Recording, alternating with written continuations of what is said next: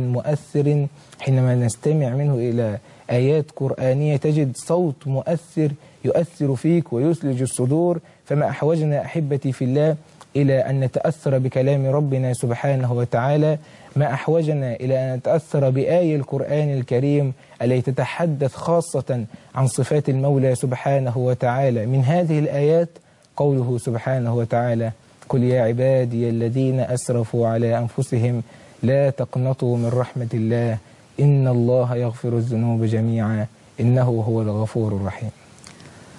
أعوذ بالله من الشيطان الرجيم.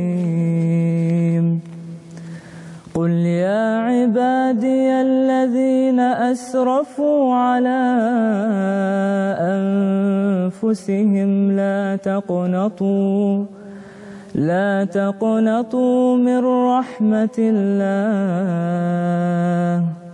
إن الله يغفر الذنوب جميعا إنه هو الغفور الرحيم.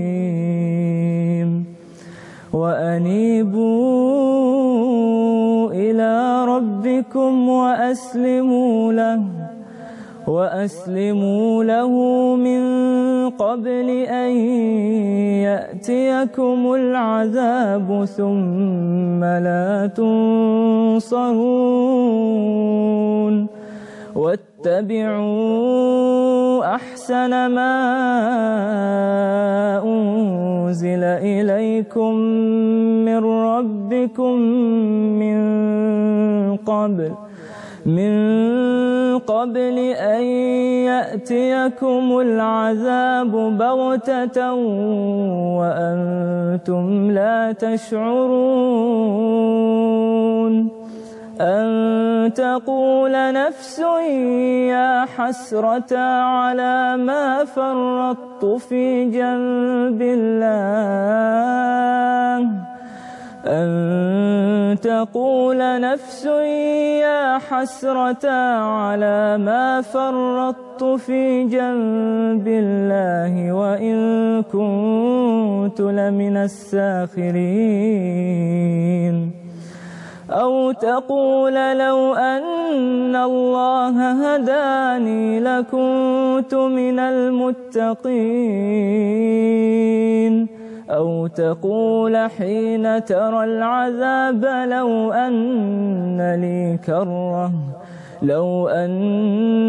لي كرة فأكون من المحسنين.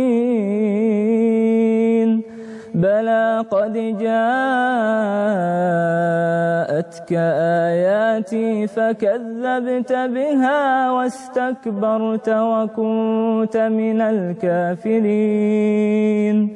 ويوم القيامة ترى الذين كذبوا على الله وجوههم مسودة أليس في جهنم مثوى للمتكبرين.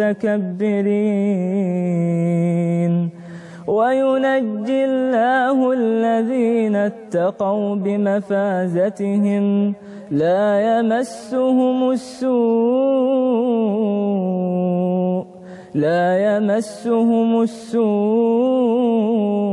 ولا هم يحزنون. جزاكم الله خيرا، بارك الله فيك. محمود من عيون الخلق ترى على النعماء تغبطك البرايا فبالقرآن أنت عزيز قوم وللقرآن تغمرك العطايا فصوتك يا محمود فيه سحر يمس القلب يجتاح الحنايا. جزاكم الله خيرا محمود، بارك الله فيك.